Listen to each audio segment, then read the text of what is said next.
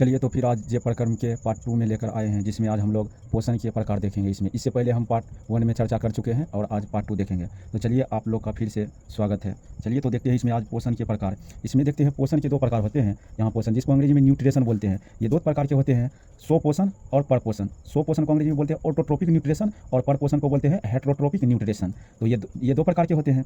और स्वपोषण के अंतर्गत परजीवी और मृतजीवी ये दोनों आ जाते हैं, परजीवी और मृतजीवी। परपोषण के अंतर्गत ये 3 टाइप के आते हैं, परजीवी, मृतजीवी, प्राणी संपोषण। ये 3 तरह के आते हैं। परजीवी को अंग्रेजी में बोलते हैं पैरासिटिक और मृतजीवी को बोलते हैं सेप्रोफाइट और प्राणी संपोषण को बोलते हैं हेलोजोइक। तो ये पोषण के प्रकार बोर्ड के एग्जाम दृष्टि से बहुत ही इंपॉर्टेंट है। ऐसा कोई वर्ष नहीं है जिसमें कि यहाँ से क्वेश्चन नहीं आए हैं। तो आप लोग ध्यान से देखिए और यहाँ से प्रत्येक साल क्वेश्चन आना तय है। ये इंपॉर्टेंट है बोर्ड एग्जाम की दृष्टि से। तो चलिए आगे देखते हैं। तो पहले हम लोग देखते हैं स्वपोषण, इसके बारे में देख लेते हैं।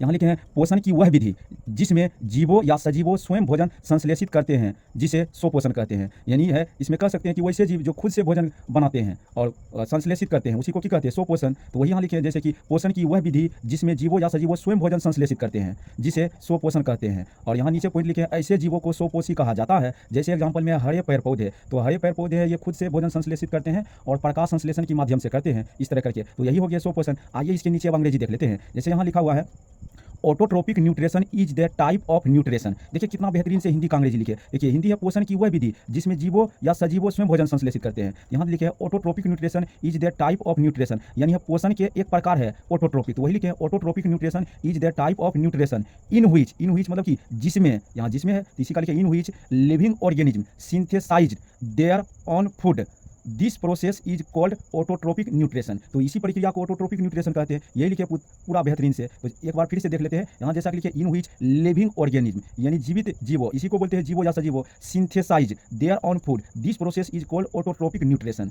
और यही जो हिंदी में पॉइंट लिखे इसी का यहाँ अंग्रेजी है। देखिए लिखे है such organism are called autotrophs. Such organism are called autotrophs. तो जिसको हम क्या बोलते हैं, स्वपोषी कहते हैं और अंग्रेजी में ऑटोट्रोप्स बोलते हैं। यहाँ एग्जांपल में हो गए ग्रास, ट्रीज, प्लांट, ये सब है खुद से भोजन संश्लेषित करते हैं। जितना भी हरे पेड़ पौधे ये स्वयं से भोजन संश्लेषित करते हैं और इसी को हम क्या कहते हैं, स्वपोषण कहते हैं। तो आइए अब इसके नीचे प्रोनाउंसिएशन देख लेते हैं जो कि यहाँ लिखा हुआ है। ये देखिए लिखे autotrophic nutrition is the type of nutrition in which living organism synthesizer their own food this process is called autotrophic nutrition. तो यही इनका लिखे हैं प्रोनाउंसिएशन। अगर आप लोग बेहतर से देखते हैं और लिखते हैं तो आप लोग को बेहतरीन से क्लियर हो जाएंगे। कुछ दिन कष्ट है, अगर लगातार इस तरह प्रयास करने के बाद आप लोग खुद करने लगेंगे, हिंदी से अंग्रेजी और अंग्रेजी से हिंदी समझ सकते हैं, तब आप लोग को दिक्कत नहीं होगा। चलिए इसके नीचे लिखे हैं ये such organism are called autotrophs example grass, tree, plants. ये प्रोनाउंसिएशन लिखे हैं, यही में मेन दिक्कत है। तो इसको एक बार फिर से देख लेते हैं। आइए autotrophic nutrition is the type of nutrition in which living organism synthesizer their own food this process is called autotrophic nutrition such organism are called autotrophs example grass, tree, plants. तो ये इस प्रकार की इसका प्रोनाउंसिएशन हो गया। तो इस प्रकार हम लोग देख लिए स्वपोषण। और स्वपोषण के अंतर्गत परजीवी आते हैं और मृतजीवी आते हैं। तो इनके आगे हम इसके बारे में चर्चा करेंगे। तो चलिए इसके आगे देख लेते हैं जो है ना, यहाँ अब ये स्वपोषण के बारे में देख लिए है जिसको अंग्रेजी में बोले ऑटोट्रोपिक न्यूट्रिशन। अब देख लेते हैं परपोषण जिसको अंग्रेजी में बोलते हैं हेटरोट्रोपिक न्यूट्रिशन। तो चलिए अब आगे देख लेते हैं।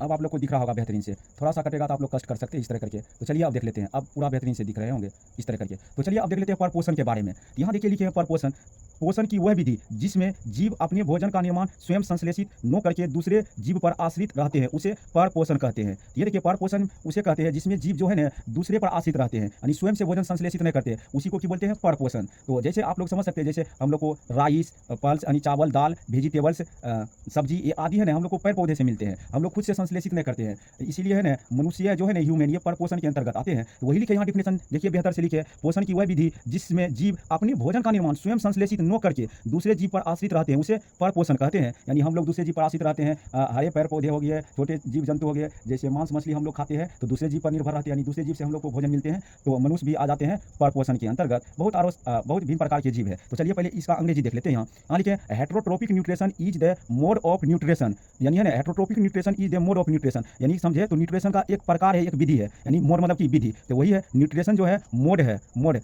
हेटरोट्रोपिक न्यूट्रिशन ये मोड ऑफ न्यूट्रिशन, यानी ये पोषण का एक विधि है। इन व्हिच हिंदी में क्या बोलते हैं, जिसमें organism do not synthesize their own food but depends on other organism for it, यानी ये अपने भोजन के लिए दूसरे जीव पर आश्रित रहते हैं और खुद से ये भोजन, यहाँ लिखे हैं डू नॉट सिंथेसाइज, यानी खुद से भोजन संश्लेषित नहीं करते हैं। इसी को हम क्या कहते हैं, तो कहते हैं हेट्रोट्रोपिक न्यूट्रिशन, यानी दूसरे पर आश्रित रहते हैं। अब आइए इसके नीचे प्रोनाउंसिएशन लिखे, इसको इनको पढ़ लेते हैं। यहाँ लिखे heterotrophic nutrition is the mode of nutrition in which organism do not synthesize their own food but depend on other organism for it. ये देखिए कितना बेहतरीन से प्रोनाउंसिएशन लिखे हैं। अगर आप लोग को ये अंग्रेजी पढ़ने में दिक्कत है तो इसका प्रोनाउंसिएशन पढ़ सकते हैं और लिख सकते हैं। तो इनको चलिए एक बार और पढ़ लेते हैं। Heterotrophic nutrition is the mode of nutrition in which organism do not synthesize their own food but depends on other organism for it.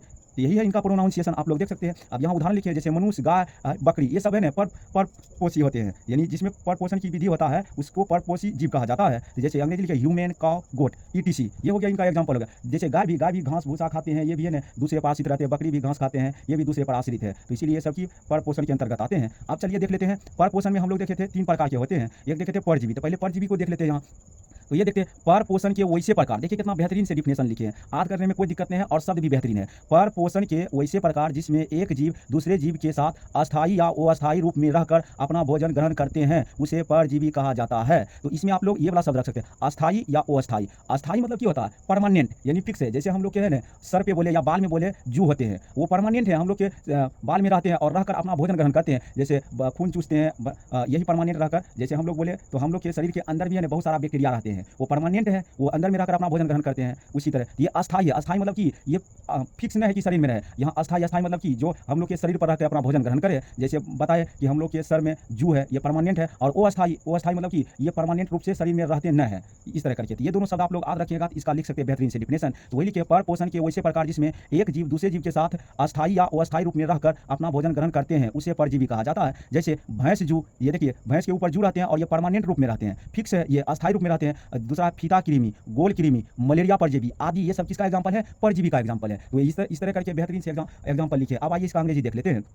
यहाँ लिखे है parasitic nutrition is a type of heterotrophic nutrition. देखिए कितना बेहतरीन से definition बना है अंग्रेजी में। Parasitic nutrition is a type of heterotrophic nutrition, यानी पारासिटिक न्यूट्रिशन जो है ये हेट्रोट्रोपिक न्यूट्रिशन का एक प्रकार है। वही लिखे है, इन व्हिच, जिसमें वन ऑर्गेनिज्म लिव्स ऑन और inside another organism in a temporary or permanent way and obtains its food from it। ये देखिए यहाँ लिखे, ये दोनों शब्द आप अंग्रेजी में याद रख सकते हैं, टेम्पोररी और परमानेंट। ये दोनों शब्द टेम्पोररी और परमानेंट, ये दोनों शब्द पकड़िए, बस बेहतरीन से लिख लीजिए। तो यही लिखे अंग्रेजी में, parasitic nutrition is a type of heterotrophic nutrition in which one organism lives on or inside another organism in a temporary or permanent way and obtains its food from it. यही अंग्रेजी लिखे। जैसे इसका example hookworm, mosquito, plasmodium, tapeworm, ETC आदि होते हैं। अब इनके नीचे लिखे हैं इसका इंग्लिश, यानी बोले तो प्रोनाउंसिएशन। तो आइए इसको देख लेते हैं। जैसे कि लिखे parasitic nutrition is a type of heterotrophic nutrition, यहाँ न्यूट्रिशन कट रहा है, थोड़ा सा आप लोग सुन सकते हैं। उसके बाद इन which one organism lives on or inside another, यहाँ भी थोड़ा कट रहा है अनदर, तो सुन के आप लोग समझ सकते हैं, another organism in a temporary or permanent way and obtains its food from it. तो इस तरह करके ये प्रोनाउंसिएशन लिखे हैं। देखिए कितना बेहतरीन से लिखे हैं। तो अगर आप लोग को ज़्यादा अंग्रेजी पढ़ने में दिक्कत है तो आप लोग इसका प्रोनाउंसिएशन देख सकते हैं और पूरा बेहतरीन से लिखे हैं। तो ये देखिए, आज देखिए हम लोग पर पोषण और इनका प्रकार एक देखे है परजीवी। तो अब हम अगले वीडियो में लेकर आएंगे इनका अगले प्रकार। तो आप लोग इसको बेहतरीन से देखिए और इसको लिखते जाइए। कुछ दिन प्रैक्टिस कीजिए, आप लोग खुद हिंदी से अंग्रेजी समझने लगेंगे और आप लोग को कोई दिक्कत नहीं होगा आगे पढ़ने में। अगर आप लोग को लगता है कि ये बहुत बेहतरीन हेल्पफुल करेंगे किसी विद्यार्थी या आप लोग को भाई बहन को, तो ये आप लोग उनके साथ शेयर कर सकते हैं ताकि उसको भी ये कष्ट का सामना ना करना पड़े। तो आप लोग इस तरह करके बता सकते हैं अपने घर परिवार में। तो आज यहीं तक रहने देते हैं। अब अगले वीडियो में हम पर पोषण के अगले प्रकार लेकर आए हैं। तो चलिए आप लोग इस पर आज कार्य कीजिए, फिर अगले वीडियो का वेट कीजिए।